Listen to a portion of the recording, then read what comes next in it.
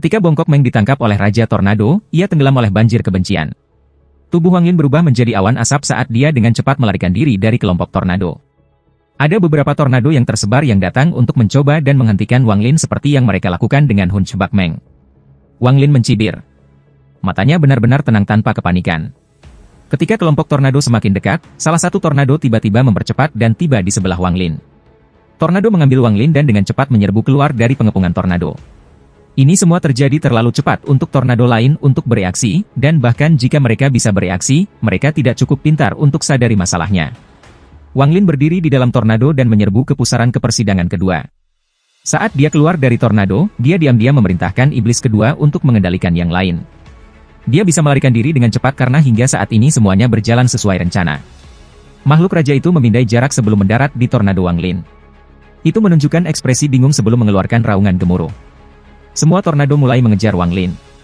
Adapun tornado raja, memiliki ekspresi aneh di wajahnya saat membawa Bongkok Meng dan perlahan-lahan menghilang ke arah yang berlawanan. Perbedaan antara tornado sangat bervariasi, itu tergantung pada jumlah makhluk kecil di dalamnya. Semakin banyak, semakin cepat tornado pergi. Akibatnya, tornado membentuk garis sementara mereka mengejar Wang Lin. Tornado yang dikendalikan Wang Lin memiliki jumlah makhluk kecil yang lumayan, jadi kecepatannya juga tidak lambat. Meskipun tornado mengejar Wang Lin, dia tidak takut. Sebagai gantinya, dia menghitung kecepatan tornado-tornado itu sebelum berbalik untuk melihat yang terdekat. Dia membuka mulutnya dan meludahkan cahaya kristal. Pedang terbang dengan cepat diteleportasi ke arah tornado yang ada dalam benak Wang Lin. Jirealmnya bepergian di dalam pedang terbang. Targetnya bukan makhluk kecil yang seperti tentara, tetapi yang memimpin setiap tornado.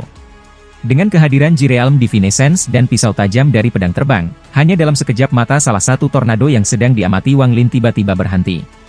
Semua makhluk kecil di dalamnya tiba-tiba berserakan dengan wajah bingung. Wang Lin tidak berhenti sama sekali.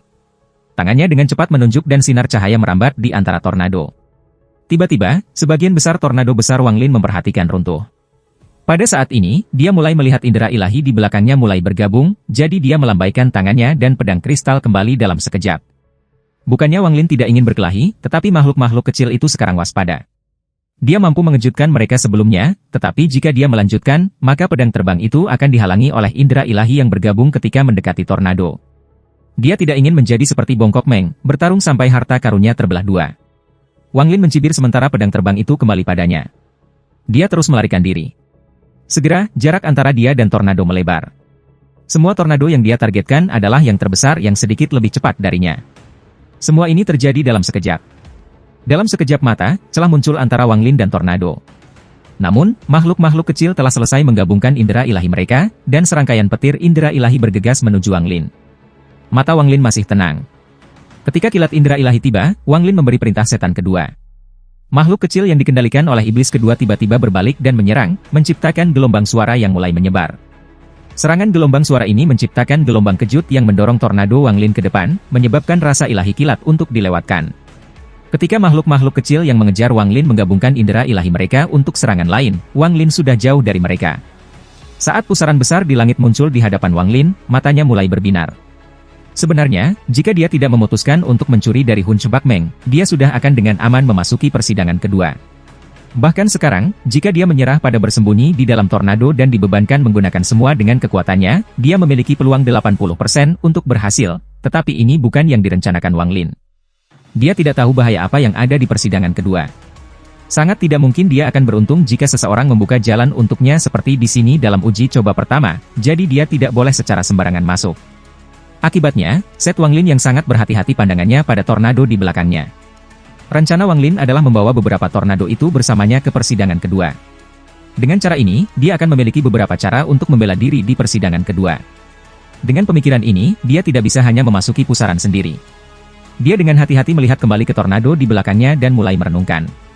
Kemudian dia mengepalkan giginya dan memberi perintah kepada iblis kedua. Tornadonya melambat. Saat dia melambat, tornado di belakangnya segera menutup jarak hingga 500 kaki, dan serangkaian serangan juga dengan cepat mendekati Wang Lin. Tornado Wang Lindo hanya membutuhkan satu napas waktu dengan kecepatan penuh untuk mencapai pusaran. Artinya, perlu satu napas waktu bagi tornado untuk mengejar ketinggalan dan dua napas waktu bagi mereka untuk masuk ke pusaran. Selama napas pertama kalinya, Wang Lin mengambil item dari tasnya. Ketika serangan indera ilahi tiba, Wang Lin tidak tiba-tiba mempercepat untuk menghindari serangan itu, melainkan menggunakan makhluk kecil di tornado untuk memblokirnya. Hanya dalam satu napas waktu, lebih dari setengah dari makhluk kecil di tornado Wang Lin mati. Ekspresi Wang Lin tenang. Tidak ada sedikit pun kepanikan di matanya. Pada saat ini, Wang Lin bahkan lebih dekat ke pusaran, dan tornado di belakangnya dengan cepat mendekat.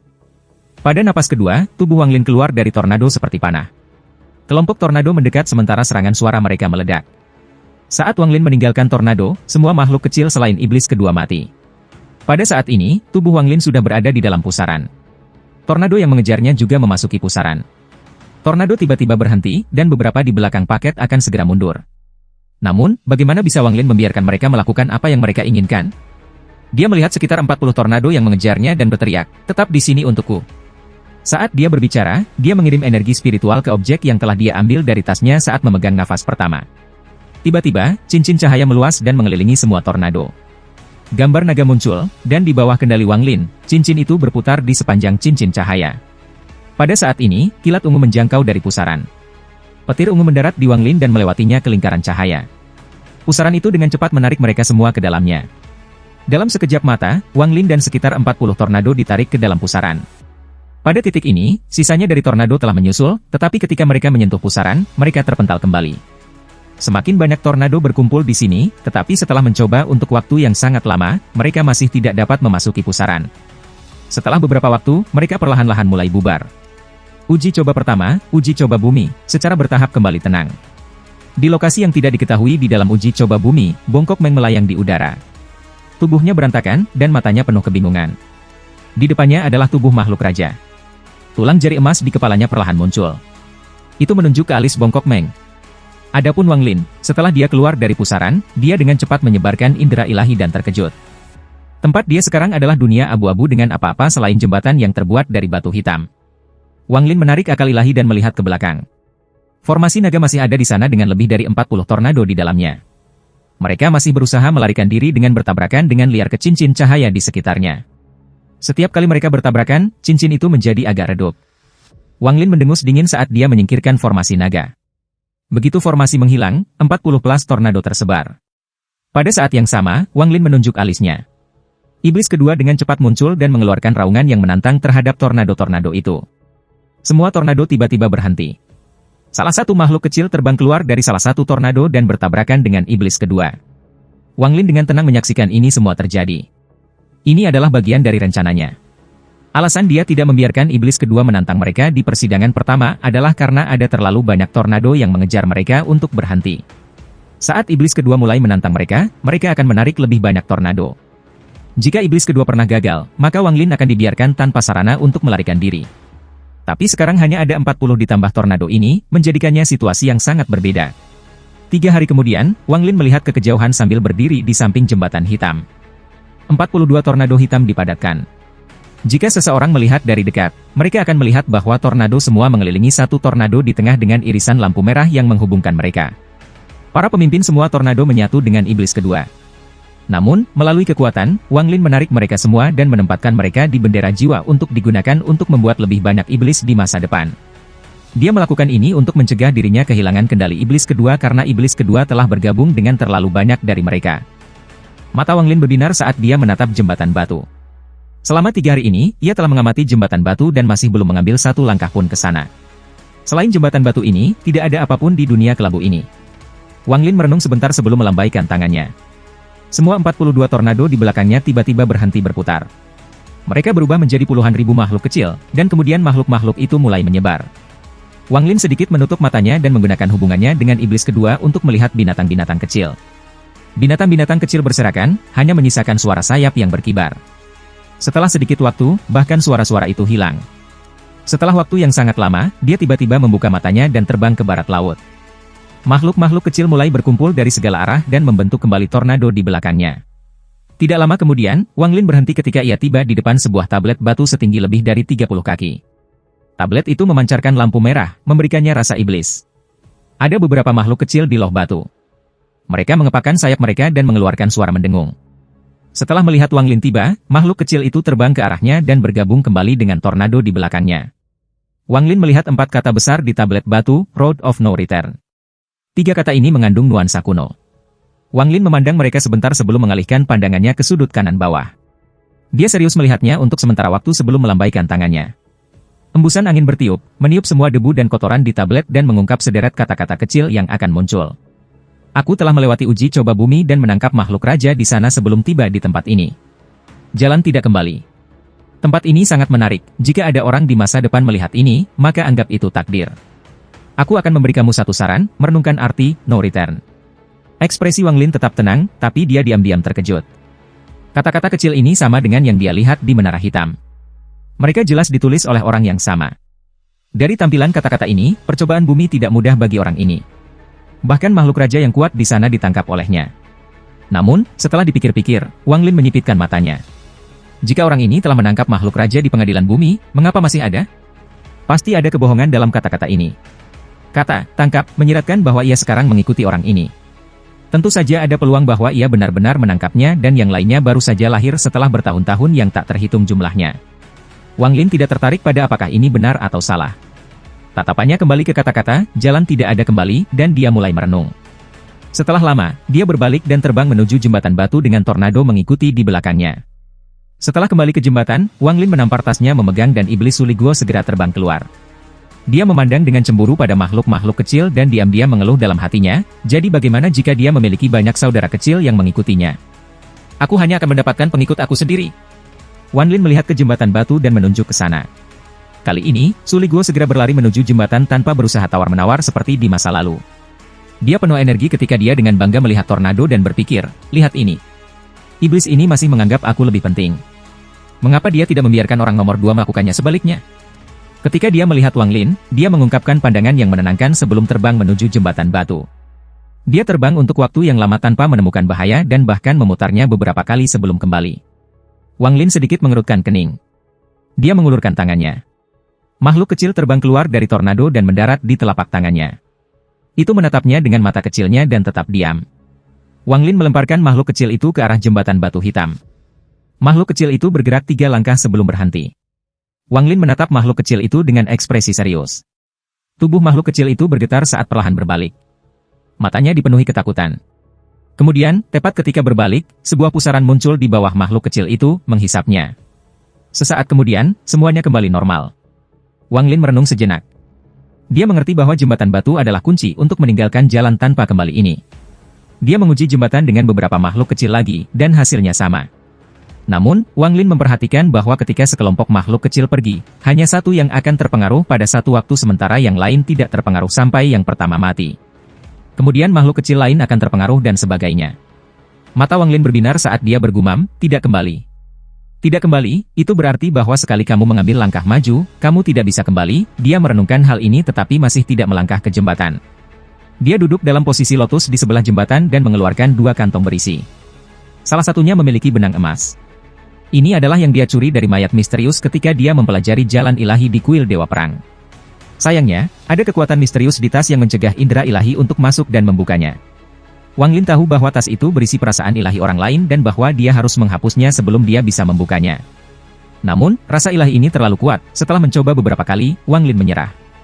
Sebaliknya, dia mengelilinginya dengan indera ilahi sehingga indera ilahi di dalam tas akan terputus dari dunia luar, membuatnya jadi pemiliknya tidak bisa merasakannya. Meskipun Wang Lin tidak cukup kuat untuk menghapus indera ilahi, ia masih berhasil menyembunyikannya dengan indera ilahi jirealnya. Kantong memegang lainnya adalah yang ia curi dari Hun Chebak Meng. Perasaan ilahi di sana sudah menghilang, artinya Bongkok Meng sudah mati. Wang Lin mencibir dalam hatinya. Matanya berbinar ketika dia membukanya. Ini memang ribuan tahun tabungan dari kultivator formasi jiwa. Hanya batu roh saja, ada lebih dari 300.000 menumpuk seperti gunung kecil, dan semuanya berkualitas tinggi. Apa yang membuat mata Wang Lin bersinar lebih adalah 2 potong batu dengan lingkaran cahaya di sekelilingnya. Mereka adalah batu roh yang sangat langka dan berkualitas tinggi. Jantung Wang Lin tiba-tiba berdetak kencang. Hanya 2 batu roh berkualitas tinggi ini yang sebanding dengan risiko mencuri dari Hun Chebak Meng. Selain batu roh, ada beberapa botol. Akhirnya, untuk harta sihir, hanya ada kuali hijau yang terbelah 2 dan tidak ada yang lain. Wang Lin mengerti setelah dia merenung sebentar. Bongkok Meng telah terperangkap dalam waktu yang lama, jadi dia pasti telah menggunakan semua hartanya. Tebakannya sangat akurat. Bongkok Meng memiliki banyak harta, dan mereka semua level baru lahir atau lebih tinggi. Namun, setelah mencoba menerobos tornado beberapa kali, ia menggunakan semua hartanya, terutama pada saat itu ketika ia menggunakan 10 binatang roh sebagai pengganti. Dia membuang harta yang tak terhitung jumlahnya dalam upaya itu. Dia bahkan rela meledakkan hartanya untuk membuat jalan, tetapi sayangnya, dia masih gagal pada akhirnya. Karena itulah satu-satunya harta sihir yang dia miliki adalah kuali hijau. Selain semua ini, ada juga banyak batu giok di dalam tas holding. Wang Lin memeriksa mereka satu persatu, dan senyum di wajahnya semakin lebar setelah masing-masing. Batu giok ini dipenuhi dengan metode alkimia, metode pemurnian, dan catatan binatang buas. Hal-hal ini sangat berguna bagi Wang Lin saat ini. Setidaknya tidak akan ada lagi masalah tidak mengenali materi yang berharga ketika dia melihatnya. Juga, Bongkok Meng mengkhususkan diri dalam alkimia dan racun, sehingga tas berisi banyak batu giok yang mengkhususkan diri pada mereka. Wang Lin menghabiskan waktu lama membaca semuanya. Ini membuat pengetahuannya meningkat lebih dari 100 kali. Ada batu giok hijau gelap yang menarik perhatian Wang Lin. Itu adalah metode kultivasi, dan namanya hanya satu kata, Underworld. Metode ini dideskripsikan berasal dari Dewa Iblis Qi, yang menggunakan racun sebagai dasar dao seseorang. Ada total 9 lapisan, dan pada lapisan 6, bahkan para kultivator formasi jiwa tidak akan bisa menahan racun. Namun, metode ini sangat kejam. Seseorang harus menanggung rasa sakit yang tak terbayangkan karena berbagai racun harus disuntikkan ke dalam tubuh untuk membuat tubuh racun penuh. Efek samping ini tetap sampai seseorang mencapai lapisan ke-9. Ini adalah ketika semua racun akan dikeluarkan dari tubuh untuk membentuk racun dunia bawah yang sebenarnya, yang memungkinkan seseorang untuk kembali normal. Sebelum semua itu, seseorang akan menderita cacat. Hal pertama yang akan terjadi adalah pustula akan tumbuh pada orang tersebut. Setelah Wang Lin selesai melihat-lihat, dia merenung sebentar dan menyerah pada gagasan mengolah ini. Bongkok Meng pasti memiliki bau busuk itu karena dia berlatih metode ini. Meskipun Wang Lin bukan orang yang peduli dengan penampilannya, dijelaskan di batu giok bahwa dengan mengolah metode ini, tubuh kamu akan dipenuhi dengan racun. Ada kemungkinan bahwa racun itu akan menyerang kesadaran kamu, sehingga mengubah kamu menjadi cangkang kosong yang hanya tahu cara membunuh. Ini adalah alasan utama mengapa dia menyerah pada kultivasi metode ini. Meskipun dia tidak bisa menggunakan metode kultivasi ini, masih ada banyak teknik di batu giok yang bisa dia gunakan jika dia memiliki racun. Adapun untuk penyulingan racun, Wang Lin sudah membaca batu giok yang berisi semua pengalaman Bongkok Meng, yang membuat hati Wang Lin gemetar dengan kegembiraan. Dia mengeluarkan semua botol itu dari kantong memegang dan menggunakan batu giok untuk mengidentifikasi masing-masing. Hampir semua dari mereka adalah racun, dan hanya satu botol berisi pil yang diketahui Wang Lin, yang merupakan pil yang dia pakai untuk mencegah dirinya diracuni. Pil anti-racun ini hanya berkualitas sedang. Hanya dengan meminum racun ringan bersama dengan pil ini, efek pil tersebut dapat meningkat. Wang Lin memasukkan semuanya ke dalam tasnya untuk dipegang dan melemparkan Hunchback Meng ke tanah. Kemudian dia mengambil sebuah objek dan ekspresinya menjadi serius. Objek ini adalah harta kehidupan Bongkok Meng, kuali hijau. Meskipun kuali ini terbelah dua, masih ada energi spiritual yang kuat yang berasal darinya. Namun, energi spiritual ini dipenuhi dengan racun. Zat hijau yang bisa membunuh akal ilahi membuat Wang Lin ekstra hati-hati ketika memeriksanya. Dia tahu bahwa selain dari batu roh berkualitas tinggi dan batu giok hijau, hal paling berharga berikutnya dalam tas Hunchback Meng adalah ini kawah. Lagi pula, kuali ini adalah harta kehidupan kultivator formasi jiwa, dan itu telah disempurnakan dalam tubuhnya selama ribuan tahun. Ketika dia memeriksa Jade, ada penjelasan tentang itu. Ketika seseorang mencapai lapisan kedua, mereka membutuhkan harta karun untuk menekan racun di tubuh mereka. Kuali ini adalah tiruan dari kuali obat raja yang legendaris. Meskipun itu tiruan, bahan yang terbuat dari kuali hijau ini tidak lebih buruk daripada kuali obat raja. Apa yang membuatnya lebih rendah adalah bahwa ia tidak bisa menyerap energi spiritual dari puluhan ribu tanaman seperti yang dimiliki King Medicine Chaldron. Kuali ini adalah harta paling penting dari sekte di negara kultivasi peringkat 3. Bongkok Meng menghabiskan ratusan tahun untuk mendapatkannya. Dia pertama kali bergabung dengan sekte dan menjadi murid pribadi kepala sekte karena bakatnya. Kemudian, ketika dia mendapat kesempatan untuk mendekati kuali, dia mencurinya, membunuh tuannya, dan melarikan diri ke Laut Setan. Setelah itu, dia menggunakan kuali sebagai harta hidupnya. Dia secara paksa mengambil kuali obat raja dan memurnikannya menjadi kuali Poison King.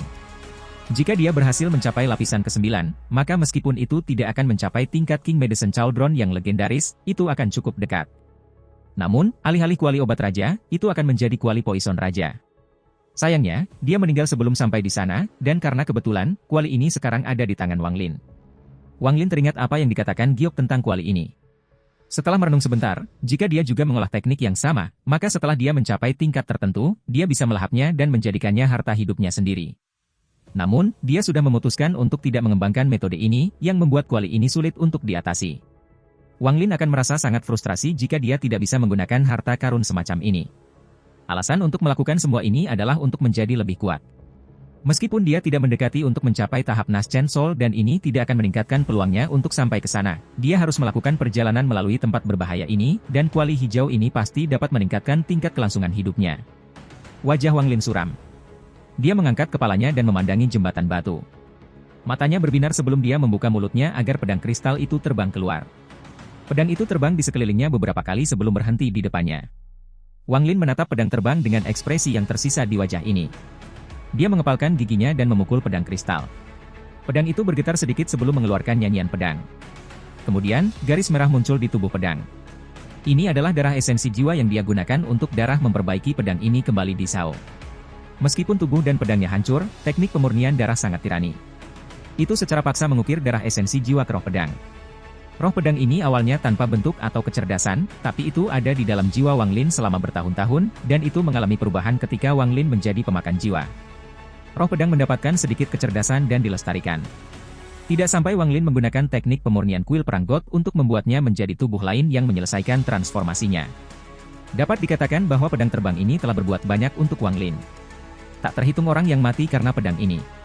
Pedang itu telah mengumpulkan begitu banyak niat membunuh sehingga sekarang bisa dianggap sebagai harta pembunuhan. Wang Lin mengungkapkan ekspresi serius sambil menggerakkan tangan kanannya ke atas pedang. Garis-garis darah pada pedang menjadi lebih nyata sampai pedang itu pecah di sepanjang garis-garis itu dan jatuh ke tanah berkeping-keping. Hanya ada garis-garis darah yang mengambang di udara sekarang, dan gambar pedang akan muncul dan menghilang. Wang Lin menarik napas dalam-dalam sebelum menampar tasnya memegang. Tungku reaksi terbang keluar. Dia melemparkan 2,5 kuali hijau ke dalam tungku reaksi. Gas hijau segera menutupi tungku reaksi sementara suara mendesis datang dari dalam. Mata Wang Lin menjadi dingin. Tangannya membentuk segel yang dia tempatkan di tungku reaksi. Tungku reaksi mulai berputar lebih cepat dan lebih cepat sampai bahkan menyebabkan gas hijau di sekitarnya berputar, menciptakan tornado hijau. Wang Lin mengulurkan tangan dan meraih semua bagian pedang kristal yang hancur. Dia mengambil satu potong dan menatap tungku reaksi yang berputar cepat. Setelah waktu yang sangat lama, dia melemparkan satu potong ke dalam tungku reaksi yang berputar cepat. Begitu masuk, potongan kristal meleleh dan bercampur dengan apa yang ada di dalam tungku. Wang Lin dengan tenang melemparkan potongan ke dalam tungku, dan setelah 1 jam, semua potongan berada di dalam tungku. Wang Lin menghela nafas lega. Kemudian, tangannya membentuk segel dan dia meletakkannya di tungku reaksi. Setelah melakukan ini, tungku reaksi mulai berputar lebih cepat. Sekarang dia tidak bisa melihat apa yang ada di dalamnya lagi, hanya ada rentang. Wang Lin bergumam, masih belum cukup. Dengan akal ilahi, dia bisa melihat bahwa panas yang dihasilkan dari pemintalan tungku reaksi tidak cukup. Panas ini hanya menyebabkan kuali hijau berubah sedikit merah, tetapi belum meleleh. Mata Wang Lin menyala ketika beberapa benda terbang keluar dari tasnya. Dia bahkan tidak melihat mereka ketika dia mengambil satu dan dengan akurat melemparkannya ke dalam tungku reaksi. Ketika benda itu jatuh, ada kepulan asap hijau. Meskipun tungku reaksi tidak berputar lebih cepat, suhu di dalamnya meningkat 1 kali lipat. Kuali hijau di dalamnya sekarang benar-benar merah. Tapi masih belum ada tanda-tanda itu mencair. Objek yang dilemparnya ke dalam adalah bahan pemurnian khusus dari kuil Dewa Perang, batu darah ayam. Ketika distimulasi oleh energi spiritual, ia dapat menghasilkan suhu tinggi. Jika terlalu banyak digunakan, maka alih-alih meningkatkan suhu, justru menurunkannya. Itulah sebabnya Wang Lin menyimpannya setelah menggunakan beberapa. Bagian dalam tungku reaksi telah mencapai suhu yang mengerikan, tetapi kuali hijau masih menyala merah tanpa tanda-tanda mencair. Wang Lin merenung sebentar sebelum membuang Purple Moon Finesse, Shattered Flower Stones, Blue Moon Wood, dan lusinan bahan pemurnian Shrine God lainnya. Setelah benda-benda ini dilemparkan ke dalam tungku reaksi satu persatu, awan asap yang beraneka warna naik dari tungku reaksi dalam bentuk kuali. Kuali asap ini menghancurkan pusaran hijau, tetapi kemudian, pada dengan cara yang misterius, ia kembali ke dalam tungku reaksi, menyeret gas hijau bersama dengannya. Seruan mengaum keras datang dari tungku reaksi dan retakan mulai muncul di sana. Wang Lin memfokuskan dirinya dan menyaksikan kuali hijau di dalamnya. Kuali hijau sudah mulai meleleh, tetapi kecepatan mencairnya sangat lambat. Pada tingkat ini, ada kemungkinan besar bahwa tungku reaksi akan hancur sebelum kuali selesai mencair. Mata Wang Lin berbinar. Dia mengangkat tangan kanannya dan nyala api biru muncul, menyebabkan suhu di sekitarnya segera turun. Ini adalah api neraka yang diciptakan ketika dia menyelesaikan metode kultivasi kenaikan neraka. Api es ini sudah menyatu dengan inti emas Wang Lin, jadi itu tidak akan pernah hilang. Tetapi jika itu digunakan secara berlebihan, itu akan merusak miliknya. Inti emas. Ini sebabnya dia hanya menggunakan ini sebagai AC-nya sebelumnya. Dia tidak akan dengan santai menggunakannya. Melihat bahwa tungku reaksi berada pada batasnya dan akan hancur, dia mengirim api biru ke depan. Wang Lin sangat terkonsentrasi saat dia mengendalikan api untuk perlahan bergerak maju. Dia harus memastikan bahwa tidak ada fluktuasi pada nyala api untuk mempertahankannya pada suhu yang konstan dan rendah. Pada saat ini, jumlah retakan pada tungku reaksi tiba-tiba meningkat, tetapi sebelum mereka bisa menyebar, mereka dikelilingi oleh nyala es, memantapkan tungku. Setelah beberapa napas ini, Wang Lin dipenuhi keringat. Dia telah mengambil risiko besar. Jika dia mengendalikan api dengan baik, itu akan membantu menjaga tungku reaksi bersama, tetapi jika dia mengacaukannya, itu akan meningkatkan kecepatan hancurnya tungku reaksi. Saat ini, berkat penguat dari es nyala, retakan tungku reaksi melambat. Namun, jika dia tidak membatasi seberapa dingin apinya, maka itu akan memengaruhi mencairnya kuali hijau di dalamnya. Ini membuat Wang Lin lebih fokus, karena dia perlu menjaga suhu pada titik di mana itu akan membantu menjaga tungku tetap stabil tetapi tidak akan mempengaruhi pencairan kuali hijau. Kuali hijau perlahan meleleh. Wang Lin tidak berani bersantai sepanjang waktu ini. Setelah waktu yang tidak diketahui telah berlalu, kuali hijau benar-benar melebur menjadi genangan cairan hijau gelap. Wang Lin menghela napas lega ketika tangannya membentuk segel yang mendarat di tungku reaksi. Ini menyebabkan tungku reaksi berhenti berputar. Wang Lin mengulurkan tangan dan mengeluarkan semua cairan hijau. Di dalam cairan, gambar kuali kecil akan muncul dan menghilang. Wang Lin tahu bahwa ini adalah roh kuali dari kuali racun raja ini. Tanpa ragu-ragu, dia melambaikan tangannya dan roh pedang yang mengambang di udara bergabung dengan cairan hijau. Roh kuali bergabung dengan itu juga. Ekspresi Wang Lin serius. Kedua roh itu tidak bertindak ketika Wang Lin meramalkan dan menyerang satu sama lain. Setelah beberapa perlawanan, roh kuali berubah menjadi gas hijau dan memasuki roh pedang. Setelah keduanya bergabung, Wang Lin akhirnya santai. Tangannya menunjuk beberapa kali sementara cairan hijau perlahan membeku sesuai dengan kehendak Wang Lin menjadi bentuk kata pendek 6 inci. Dua baris duri kecil yang tak terhitung jumlahnya tumbuh dari dua sisi pedang. Mereka memancarkan cahaya hijau yang tampak sangat menakjubkan. Pedang terbang itu benar-benar mengeras dan sekarang berwarna hijau gelap. Pedang itu juga mengandung racun dari kuali racun raja. Jika seseorang tertabraknya, jika pedang itu tidak segera membunuh mereka, racun akhirnya akan. Bahkan jika seorang kultivator Nascent Soul ditabrak oleh pedang terbang ini, akan sulit bagi mereka untuk lolos dari kematian. Lagi pula, racun di pedang ini berasal dari King Poison Cauldron Hunchback Meng. Namun, setelah mereformasi pedang ini, ia tidak lagi berani menelannya dan malah merawatnya di inti emasnya. Bahkan ketika dia menggunakannya, dia harus berhati-hati karena jika dia terkena, akan sulit baginya untuk hidup juga. Tidak ada obat penawar untuk racun dari King Poison Cauldron ini. Selain dari Bongkok Meng, tidak ada yang bisa menyembuhkannya. Wang Lin percaya diri dengan kekuatannya, terutama duri di sisi pedang. Hanya dengan pikiran, duri-duri itu bisa pecah untuk menyerang musuh, membuatnya sangat sulit untuk dijaga. Wang Lin melambaikan tangan kanannya dan pedang terbang itu terbang ke arahnya. Dia dengan hati-hati menuntun pedang terbang ke tasnya memegang sebelum santai. Dia tidak ingin ditebas oleh pedang yang telah disempurnakan dan mati karena racun. Setelah menyingkirkan pedang terbang itu, Wang Lin berdiri dan berjalan menuju jembatan batu tanpa ragu-ragu. Tornado melolong ketika mereka dengan cepat mengikutinya. Wang Lin dengan hati-hati bergerak maju. Meskipun jembatan ini tampak normal, pemandangannya berubah dan jembatan itu menjadi 1000 kaki begitu dia menginjaknya. Sebuah pusaran muncul di sisi lain jembatan. Wang Lin mata berbinar. Dia merenung sebentar sebelum mengulurkan tangan. Makhluk kecil terbang dan mendarat di telapak tangannya. Dia melempar makhluk kecil itu dan melesat seperti panah ke arah pusaran. Namun, setelah makhluk kecil itu hanya terbang 100 kaki, sambaran petir ungu secara akurat mendarat di makhluk kecil itu dan mengubahnya menjadi debu. Ekspresi Wang Lin tetap sama. Jika tidak ada batasan di sini, ia bisa terbang tanpa masalah. Namun, dia hanya bisa mengambil langkah demi langkah sekarang. Dia harus bergerak perlahan dan tanpa akselerasi mendadak. Dia memandang jembatan sepanjang 1000 kaki itu, menarik napas dalam-dalam, dan melangkah maju. Wang Lin tetap benar-benar fokus dengan setiap langkah. Pada langkah ke-10, dia tiba-tiba dikelilingi oleh kabut dan tornado di belakangnya menghilang. Setan kedua juga menghilang bersama dengan tornado, bahkan hubungan di antara mereka diblokir oleh kekuatan misterius. Wang Lin tidak bisa mendeteksinya sama sekali. Wang Lin ingin melihat ke belakang, tetapi ketika dia hendak berbalik, dia memaksa dirinya untuk berhenti. Wajah Wang Lin cemberut saat dia merenung, lalu dia mencibir dan terus berjalan ke depan. Kali ini 100 kaki. Raungan gemuruh tiba-tiba terdengar di belakang Wang Lin yang bahkan menyebabkan jembatan di depannya berguncang.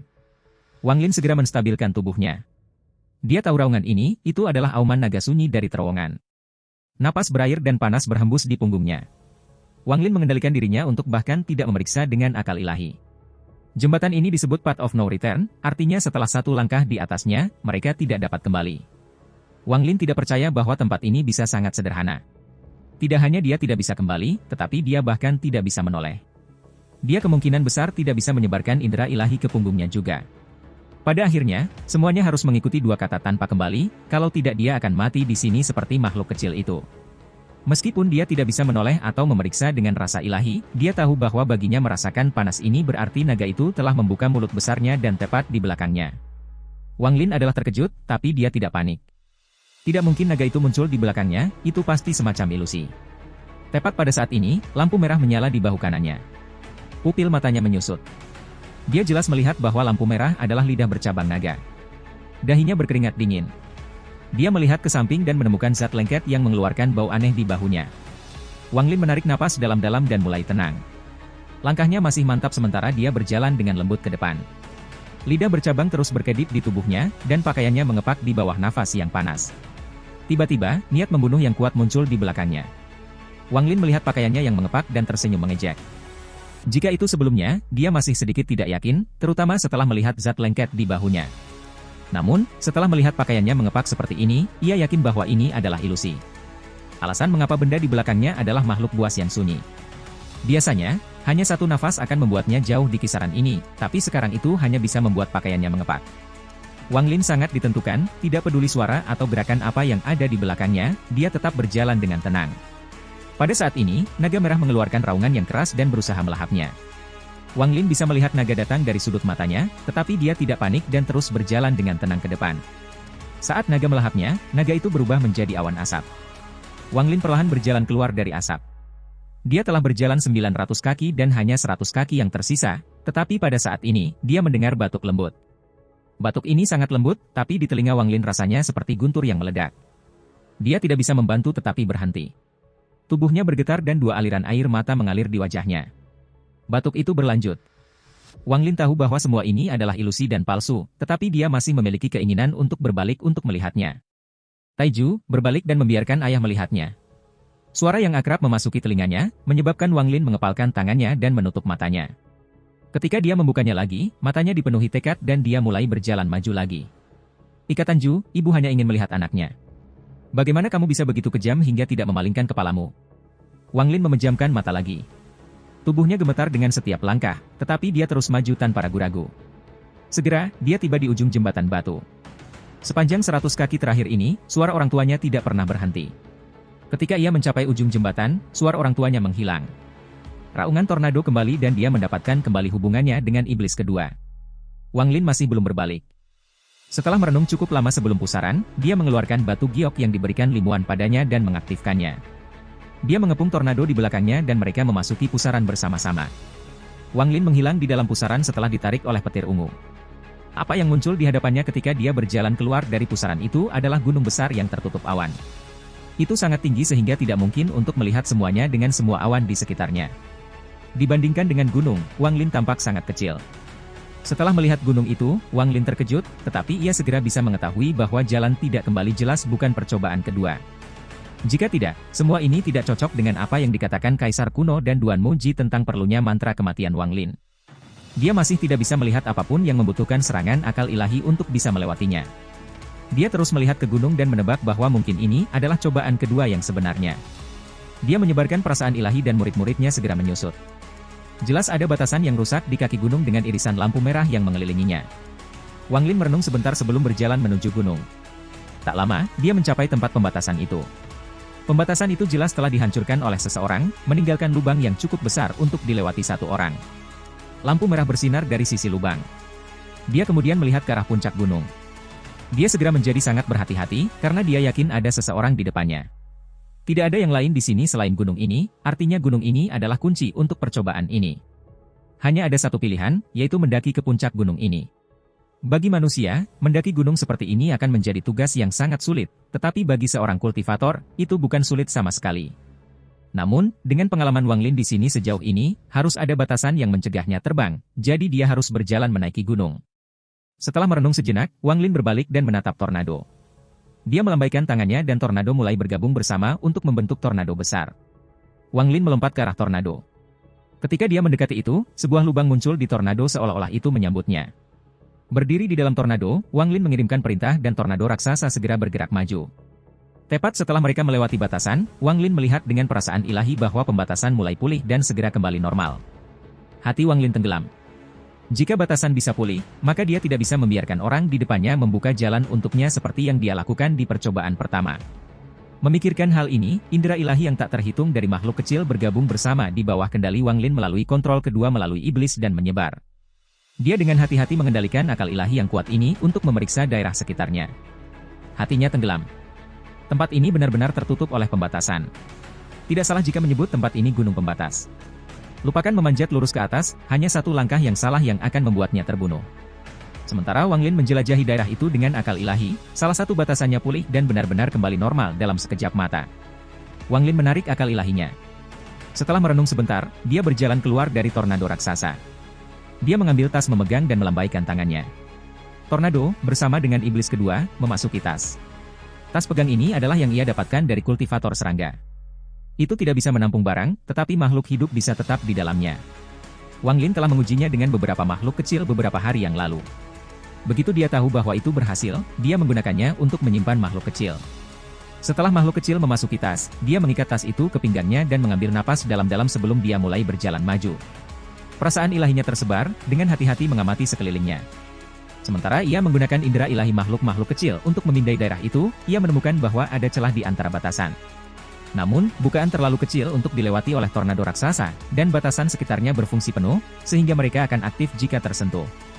Itulah sebabnya dia menyerah pada ide untuk menggunakan tornado raksasa untuk mengisi hingga puncak gunung. Bukannya Wang Lin tidak berpikir untuk kembali seperti dia datang setelah dia mendapatkan batu roh kualitas terbaik, itu karena situasinya terlalu berbahaya kembali dalam percobaan pertama, dan tanpa Bongkok Meng untuk membuka jalan baginya, dia bahkan tidak tahu apakah dia bisa kembali. Bahkan jika dia harus menghabiskan semua upaya untuk melewatinya, pusaran tidak akan membawanya kembali. Satu-satunya jalan yang tersisa baginya adalah kematian, karena tidak ada cara baginya untuk cukup beruntung untuk melewati persidangan pertama lagi. Kepribadian Wang Lin tidak akan memungkinkan dia untuk membuat taruhan dengan mudah, terutama ketika hal-hal yang dia tidak mampu kehilangan ada di telepon. Namun, menurut analisis Wang Lin, jika Bongkok Meng dan mereka dapat meninggalkan tempat ini 1000 tahun yang lalu, itu berarti ada array transfer keluar dari sini. Kalau tidak mungkin keempat orang itu berani datang ke sini lagi.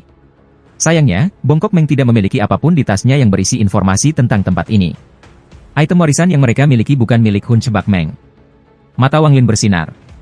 Dia percaya bahwa jika dia bisa mendapatkan barang warisan itu, dia akan dapat menemukan jalan keluar dari sini. Setelah dengan hati-hati melihat sekeliling, Wang Lin berjalan maju. Tak lama, dia tiba-tiba berhenti sambil melihat batu besar di kejauhan.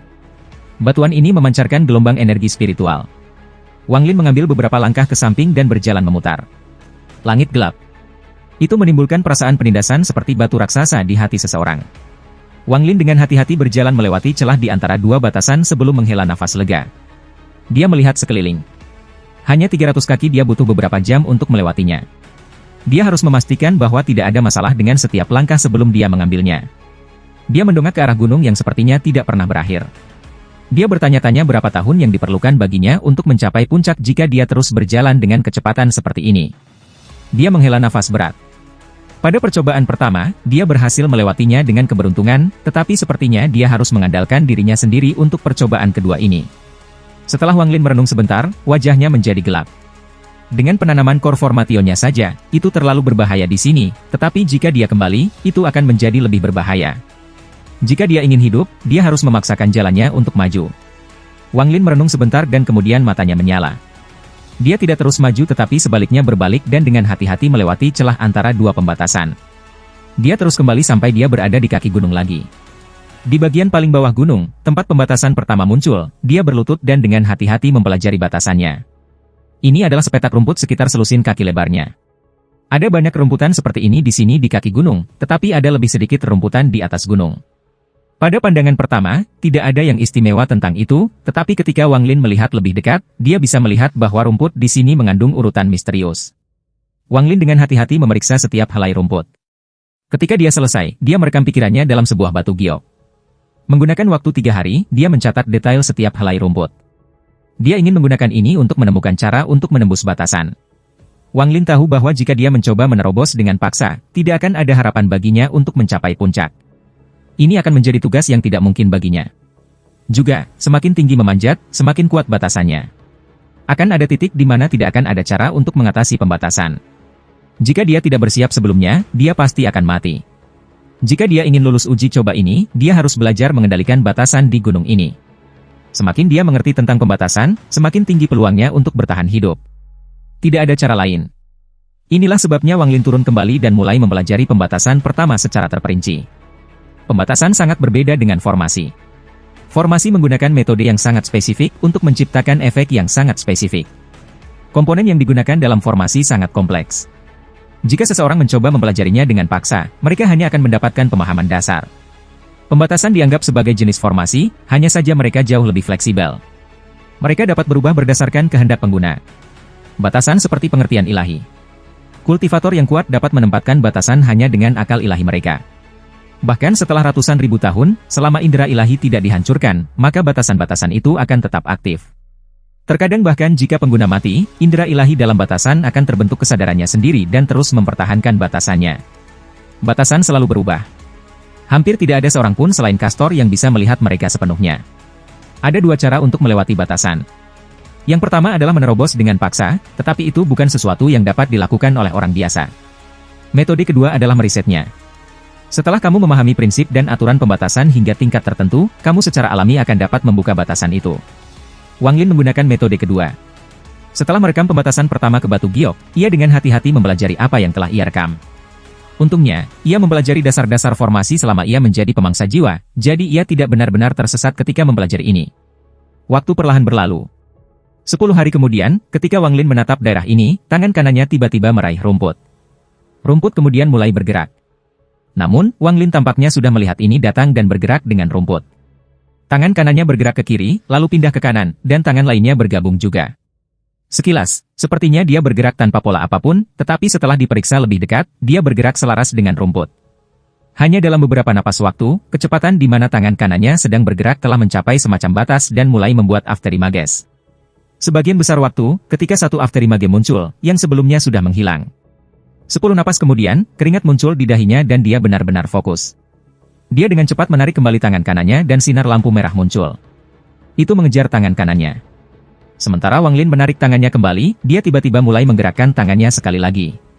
Lampu merah menjadi semakin lemah sampai akhirnya menghilang. Ketika dia menarik tangan kanannya, itu benar-benar mati rasa.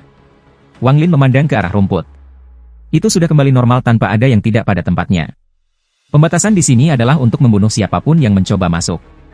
Jika seseorang memiliki tingkat kultivasi yang cukup tinggi untuk diisi melalui dengan paksa, maka lampu merah itu akan muncul dan mengejar orang itu sampai membunuh mereka. Setelah mempelajari pembatasan selama beberapa hari, Wang Lin mendapatkan dasar memahaminya. Kali ini, itu hanya percobaan. Dia telah melakukan eksperimen seperti ini lebih dari 10 kali dalam beberapa hari terakhir. Dia hanya bisa bertahan 3 kali saat pertama kali mencoba, dan dia akan terluka oleh lampu merah ketika dia melakukannya. Sekarang dia bisa bertahan 10 napas dan mampu menghentikan lampu merah. Wang Lin percaya bahwa jika dia hanya memiliki sedikit waktu lagi, dia akan dapat menerobos. Ini berarti bahwa jika dia benar-benar memasuki batasan, dia bisa bertahan selama 10 napas waktu, dan jika dia meninggalkannya dalam periode 10 napas itu, maka bahkan lampu merah tidak bisa menghentikannya. Wang Lin menjadi bersemangat.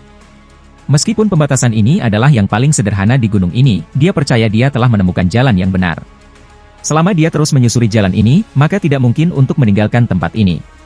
Jika tujuan asli Wang Lin untuk mempelajari pembatasan adalah meninggalkan tempat ini, maka sekarang ia memiliki satu tujuan lagi. Semakin dia meneliti, semakin dia tertarik pada pembatasan. Dia tidak pernah berpikir tentang betapa kuatnya pembatasan itu. Misalnya, batasan di rumput di sini, meskipun Wang Lin bisa dengan aman melewatinya, dia tidak bisa menempatkannya sendiri karena dia belum sepenuhnya memahaminya. Begitu dia benar-benar menguasai batasan dan bisa membuatnya sendiri, maka dia bisa meletakkannya sendiri. Meskipun itu tidak akan sekuat yang ini, sifat aneh dari pembatasan tidak akan lebih lemah. Wang Lin menarik napas dalam-dalam. Wajahnya berisi sedikit kegembiraan saat ia menjadi asyik dalam penelitiannya. 1 bulan kemudian, Wang Lin menyingkirkan batu giok dan berjalan ke rumput. Saat dia masuk, rumput tiba-tiba mulai bergerak dan kabut merah muncul. Setiap helai rumput mulai bergerak keras sebelum terbang seperti senjata tajam dan menghilang di dalam kabut merah. Pada saat yang sama, lolongan datang dari segala arah sementara senjata tajam menghujani Wang Lin. Wang Lin tetap tenang dan tidak memperhatikan senjata sama sekali. Dia terus berjalan seolah itu adalah halaman belakang rumahnya sendiri ketika semua senjata ditutup. Wang Lin dengan santai melambaikan tangan kanannya. Meski terlihat sangat lambat, tangannya secara misterius telah tiba di depan senjata. Jika ada orang lain yang melihat dari luar, mereka akan terkejut. Ini hanya mungkin jika seseorang telah memahami sepenuhnya pembatasan ini. Wang Lin tidak tahu teknik khusus, tetapi dia tahu bahwa tangannya akan lebih cepat daripada senjata, dan dia menjadi lebih cepat dengan berpikir dia lebih cepat. Saat tangannya melambai, dia menggambar lingkaran. Tindakan sederhana ini adalah buah dari penelitian Wang Lin. Meskipun kelihatannya seperti lingkaran sederhana, tangannya membuat ribuan segel yang berbeda semuanya sekaligus tanpa jeda saat dia menggambarnya. Setelah lingkaran ini selesai, semua senjata itu melambat, kembali menjadi rumput, dan terbang di sekitar Wang Lin. Ekspresi Wang Lin masih tenang. Dari saat dia masuk, dia selalu berjalan dengan kecepatan tenang yang sama, dan bahkan sekarang tidak ada bedanya. Saat dia berjalan maju, rerumputan berpisah di tengah seperti tidak akan berani untuk blokir dia. Ketika dia hendak meninggalkan daerah itu, lampu merah muncul di kabut merah di sekitarnya. Wang Lin tiba-tiba meraih dengan tangan kanannya dan meraih. Semua lampu merah berhenti seperti mereka semua ditangkap oleh tangan raksasa dan hancur berkeping-keping. Lampu merah dengan cepat berkumpul lagi, tapi kali ini mereka membentuk jalan di bawah kaki Wang Lin yang mengarah keluar pembatasan. Ekspresi Wang Lin tetap normal saat dia berjalan di jalan merah dan keluar dari batasan. Dia tertawa ketika dia berjalan keluar dari batasan. Setelah menghabiskan waktu selama ini, dia akhirnya sepenuhnya memahami batasan ini dan menjadikannya miliknya sendiri. Ketertarikannya pada pembatasan telah mencapai puncaknya. Dia melihat kembali pembatasan dengan ekspresi mengejek dan menggerakkan tangannya di dalamnya. Pembatasan tiba-tiba bergetar, dan gerakan rumput berubah. Jika seseorang melihat dari dekat, mereka akan melihat bahwa gerakan itu lebih kompleks dari sebelumnya.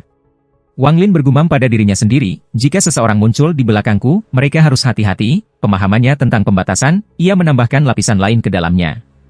Mulai sekarang, setiap kali seseorang memasuki pembatasan itu, apapun yang mereka lakukan, mereka akan memicu pembatasan kedua. Dengan tambahan pembatasan kedua itu, ada kemungkinan seseorang akan mati di rerumputan itu. Tentu saja, jika mereka menggunakan metode yang sama seperti Wang Lin, maka kesulitan meneliti pembatasan itu akan juga bertambah. Wang Lin melihat sekeliling dengan senyum dingin di wajahnya. Dia tiba-tiba pindah ke rerumputan lain dan meningkatkan kesulitan pembatasan di rumput itu. Dia terus melakukan ini sampai setiap rerumputan dirusak. Setelah melakukan semua ini, Wang Lin merenung sebentar. Dia merasa seperti ini tidak cukup dan menyegel semua celah di antara pembatasan. Ini berarti bahwa jika seseorang ingin masuk, mereka harus melewati batasan. Setelah menyelesaikan semua ini, Wang Lin mulai berjalan menaiki gunung. Saat ini juga saat 6 Desire Iblis Lord sedang menatap awan tebal di depannya. Awan ini sudah ada di sana selama 3 hari. Tidak peduli apa yang dilakukan 6 Desire Devil Lord, dia tidak bisa membuatnya tersebar. Dia berekspresi muram. Di sisinya berdiri pria muda yang datang bersamanya. Pria muda itu berdiri di sana, linglung, dan hanya menatap kabut. 6 Desire Devil Lord memandang pria muda itu dan kemudian melihat ke belakangnya sebelum tersenyum dingin. Uji coba pertama yang ia masuki adalah uji coba es, yang sangat ia kenal. Meskipun dia tidak memiliki harta kaisar kuno, bagaimana mungkin dia tidak siap setelah 1000 tahun? Saat itu, dia mengatakan bahwa dia dapat membawa semua orang melalui bagian kedua dari percobaan es. Jika dia mengatakannya, daripada dia 100% yakin dia bisa melakukannya.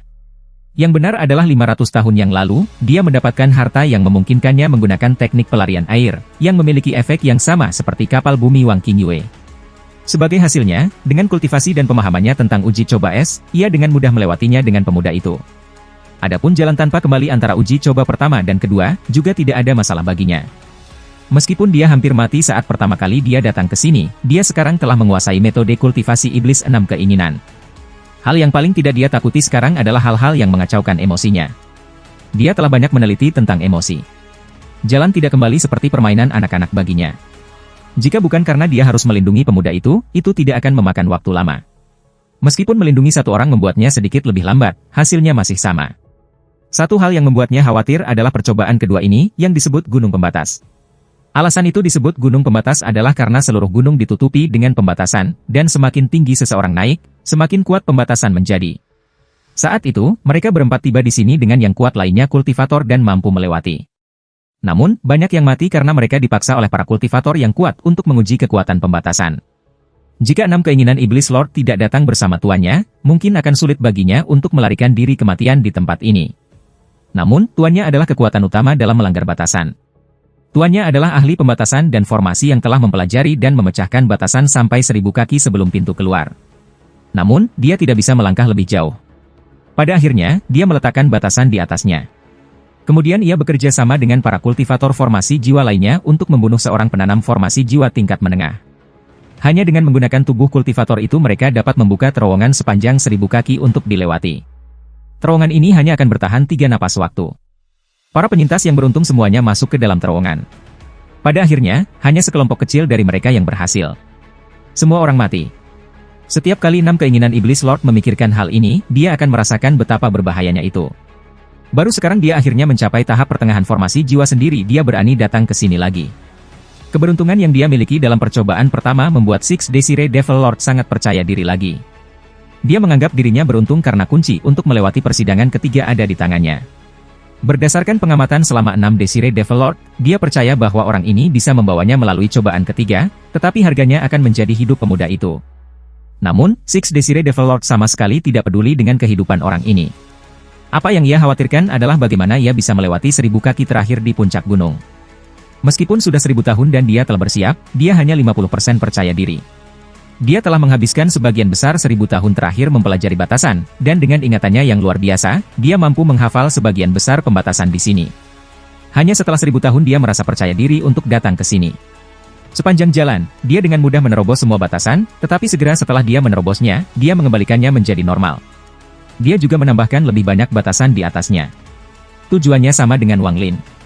Namun, pembatasan pada gunung pembatasan semakin rumit saat dia naik lebih tinggi, sehingga langkah 6 Desire Devil Lord perlahan-lahan menjadi lebih lambat. Pada titik ini, ia harus mempelajari pembatasan untuk waktu yang lama sebelum mengambil satu langkah. Misalnya, Cloud ini tidak ada di sini 1000 tahun yang lalu, tetapi di sini sekarang, yang mengejutkannya. Adapun Wang Lin, setelah 1000 kaki, jumlah tambalan rumput berkurang. Apa yang dia lihat sekarang adalah batu hitam. Wang Lin mengeluarkan batu giok dan mulai merekam lagi. Pembatasan pada batu ini benar-benar berbeda dari yang ada di rumput. Pembatasan rumput dibentuk oleh pola pergerakan rumput. Namun, batu ini berbeda. Selain beberapa pola di atas batu, tidak ada yang penting tentang itu. Jika itu bukan karena energi spiritual samar yang dipancarkannya, tidak mungkin untuk mengatakan bahwa itu adalah batasan.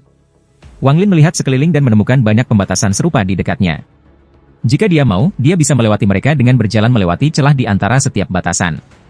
Namun, dibandingkan dengan pergi, Wang Lin lebih memilih untuk mendapatkan pemahaman lengkap tentang pembatasan ini.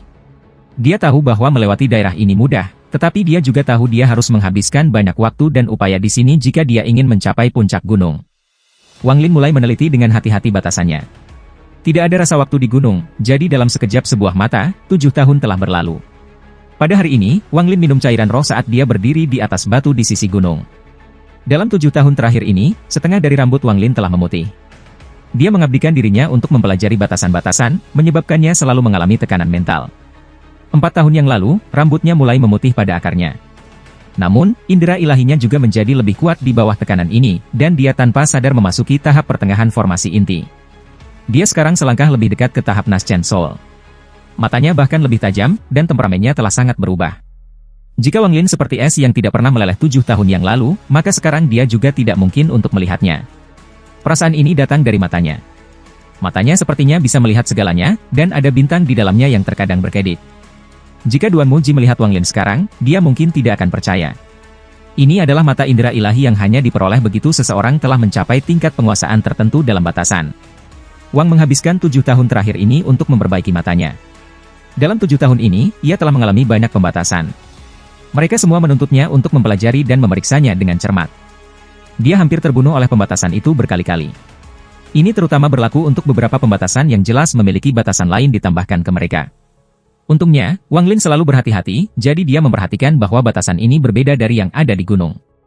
Setelah dengan hati-hati mempelajari mereka, dia menyadari bahwa orang di atasnya juga ahli dalam pembatasan. Hanya dari melihat pembatasan, Wang Lin bisa melihat bahwa pemahaman orang ini tentang pembatasan jauh lebih dalam daripada dirinya. Namun, Wang Lin tidak takut sama sekali.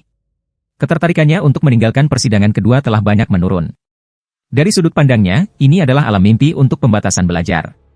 Cara pembatasan menjadi semakin kompleks berarti bahwa seseorang dapat memulai dari dasar-dasar dan meningkatkannya. Tempat semacam ini hampir tidak mungkin ditemukan. Pembatasannya berubah dari sederhana menjadi sulit. Itu adalah tempat yang sangat berharga.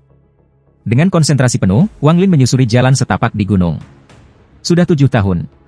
Setiap kali dia melanggar batasan, dia akan mengubahnya sedikit dan menambahkan beberapa. Jika jalan yang diambilnya seperti neraka dan penuh bahaya di setiap langkah, ia akan membuatnya merasa seperti rumput berubah menjadi es. Semua yang digabungkan akan membuatnya terasa seperti langit dan bumi menelanmu. Jika ada orang yang cukup sial untuk menabrak mereka, mereka masih akan kehilangan lapisan kulit jika mereka tidak mati. Dalam 7 tahun ini, Wang Lin banyak berubah sehubungan dengan teknik pembatasannya. Dia telah memperoleh banyak pencerahan. Sekarang dia bisa dengan mudah menggunakan semua batasan yang dihancurkannya sebagai miliknya, dan lebih efektif daripada sebelumnya. Ini mengejutkan Wang Lin dan meningkatkan minatnya. Bagaimanapun, satu-satunya cara untuk keluar dari gunung ini adalah melalui teknik pembatasan. Dalam 7 tahun terakhir penelitian pembatasannya, Wang Lin tidak pernah hanya melakukan pengamatan sederhana, dia mampu menghasilkan metodenya sendiri untuk menyimpulkan bagaimana cara melewati batasan. Metode ini adalah hasil dari banyak percobaan dan kesalahan. Dia selalu bekerja perlahan dari titik awal, tidak pernah melewatkan satu detail pun. Sementara dia perlahan-lahan dia maju, setiap langkahnya ke depan tegas. Ketika sampai pada pembatasan yang jarang dan sulit, dia selalu memulai dari dasar-dasar dan perlahan-lahan berkembang. Tanpa ada ketidaksabaran di hatinya, dia perlahan mengembangkan pola pikir untuk mempraktikkan teknik pembatasan. Ada banyak yang bisa menggunakan teknik pembatasan, namun, ada sangat sedikit yang memiliki pemahaman mendalam tentang mereka. Selain beberapa ahli lama, tidak ada orang lain yang bisa menandingi Wang Lin dalam teknik pembatasan. Bahkan Wang Lin sendiri sangat bingung. Sepertinya bakatnya yang biasa-biasa saja tidak masalah sama sekali ketika berlatih teknik pembatasan. Pada saat ini, Wang Lin duduk bersila di atas batu besar. Dia menatap lurus ke depan pada awan di kejauhan. Awan tidak bergerak. Pada 2 hari yang lalu, Wang Lin mulai menatap awan dalam meditasi yang mendalam. Dia mengeluarkan sebuah batu giok dan mencatat beberapa kata di atasnya, lalu ia menggambar di tanah. Awan ini tampaknya sangat halus bagi Wang Lin. Pembatasannya ada di sekitar gunung. Jika ada yang ingin melewati mereka, mereka harus terbang dan mengandalkan keberuntungan mereka untuk bertahan hidup. Jika itu 7 tahun yang lalu, Wang Lin perlu menggunakan hewan kecil untuk mengalami terobosan di teknik pembatasan. Namun, dengan pemahamannya yang sekarang berkembang tentang pembatasan, terutama dengan mata menusuk jiwanya, dia hanya perlu menatap awan sebentar. Meskipun tidak sepenuhnya memahami batasan, ia dapat mengetahui batasan apa yang ada. Itu adalah salah satu yang mencegah terbang. Dengan cara ini, pembatasan awan menjadi lebih cerdik. Jika tidak ada awan, sementara batasannya masih sulit dipatahkan, ia tidak akan sepenuhnya hilang. Namun, awan menutupi bagian tengah dari batasan. Ini meningkatkan variabel yang tidak diketahui di dalam batasan ini. Bahkan dalam situasi ini, hati Wang Lin tidak menjadi bingung. Matanya berbinar saat dia menatap awan. Tiba-tiba, tangannya mulai bergerak dengan kabur di depannya. Gambar-gambar tangannya mulai muncul sampai tampak seperti dia memiliki ribuan tangan. Gambar-gambar ini mulai bergetar, dan kemudian mulai menyebar dengan cepat. Gambar-gambar sesudahnya yang dibuat oleh tangan Wang Lin membentuk lingkaran ilusi. Dia tiba-tiba berhenti dan menggerakkan tangan kanannya ke depan. Lingkaran ilusi yang dibentuk oleh bayangan-bayangan terbang menuju awan. Setelah lingkaran ilusi memasuki awan, ia mulai menghilang. Ilusi menyebabkan gelombang melonjak melalui awan. Wang Lin duduk bersila, bahkan tidak melirik awan. Dengan mata terpejam, dia perlahan mulai mengerutkan kening. Lingkaran ilusi ini adalah teknik yang dikembangkan oleh Wang Lin untuk melanggar batasan. Setelah 7 tahun penelitian dan peningkatan, dia telah menguasai teknik ini. Dia bahkan tidak perlu melihat dengan matanya. Dengan memeriksa gelombang yang dihasilkan oleh lingkaran ilusi, ia mampu memahami struktur dan aturan pembatasan. Setelah beberapa saat, dia membuka matanya. Tangan kanannya melambai di depannya lagi. Kali ini dengan wajah serius, dia menggerakkan tangannya sampai jumlah waktu yang diperlukan untuk satu dupa untuk membakar dilewati. Lapisan lingkaran ilusi dengan cepat muncul di hadapannya. Ketika 10 lingkaran ilusi muncul, Wang Lin mulai bernapas dengan keras.